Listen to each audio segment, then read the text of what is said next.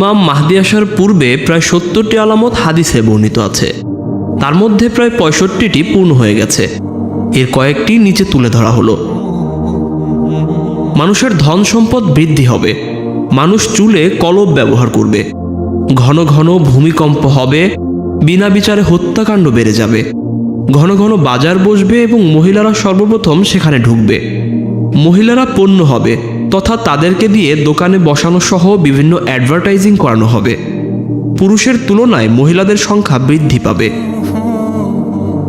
এছাড়াও রয়েছে ঘন ঘন বজ্রপাত হবে। বিভিন্ন এলাকার মানুষের যখন পরস্পরের সাথে দেখা হবে তারা বলবে, গত বজ্রপাতে তোমাদের এলাকায় কতজন মারা গেছে। সুদের ছড়াছড়ি হবে। দুর্নীতি বেড়ে যাবে। কোনো অপরাধে শাস্তি কায়েম হবে না। জিনা, ব্যভিচার, প্রেম, ভালোবাসা, অবৈধ সম্পর্ক, পরকীয়া বেড়ে যাবে। সময় দ্রুত চলে যাবে, বরকত কমে যাবে। গান বাজনা ব্যাপক বৃদ্ধি পাবে এবং তাকে হালাল মনে করা হবে। মদ্যপান বেড়ে যাবে এবং তা অন্য নামে বিক্রি হবে। কাফের শাসকদেরকে বন্ধু বানানো হবে। অযোগ্য ব্যক্তির হাতে ক্ষমতা থাকবে। সমাজ, পরিবার, রাষ্ট্র প্রায় সব জায়গায় নারীর কর্তৃত্ব থাকবে। নামে মাত্র মুসলিম থাকবে। পাপকে পাপ না মনে করে আনন্দ করবে। বেশি পরিমাণে বিদআত বৃদ্ধি পাবে। আকাশ থেকে ফিতনা বর্ষিত হবে। বলা যেতে পারে আজকের যুগের স্যাটেলাইট বা ইন্টারনেট। মুসলিম উম্মাহের একদল মূর্তি পূজা করবে। দাসী তার প্রভুকে জন্ম দিবে, অর্থাৎ ছেলে মেয়ে তার মায়ের সাথে দাসীর মতো ব্যবহার করবে।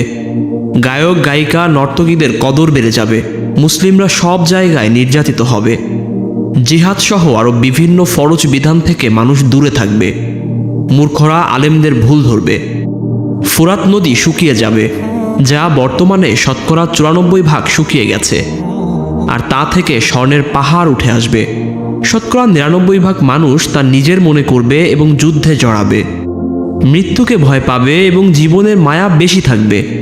সৌদি নেতৃত্বে ৩টি ফাটল দেখা দিবে। বর্তমান বাদশার ৩টি ছেলে রয়েছে। আরও কিছু আলামত বাকি আছে, যা পূরণ হলে কিয়ামতের অপেক্ষা শুরু হয়ে যাবে। আলেমদের থেকে ইলম উঠিয়ে নেওয়া হবে। কারীদের থেকে তেলাওয়াত উঠিয়ে নিয়ে যাবে। কোরআনের লেখা মুছে যাবে। পশ্চিম দিক থেকে সূর্য উঠবে। মসজিদে চাকচিক্য থাকবে, কিন্তু মুসল্লি কম হবে। হে আল্লাহ, আমাদের ঈমানের উপর অটল অবিচল থাকার তৌফিক দান করুন। আমিন।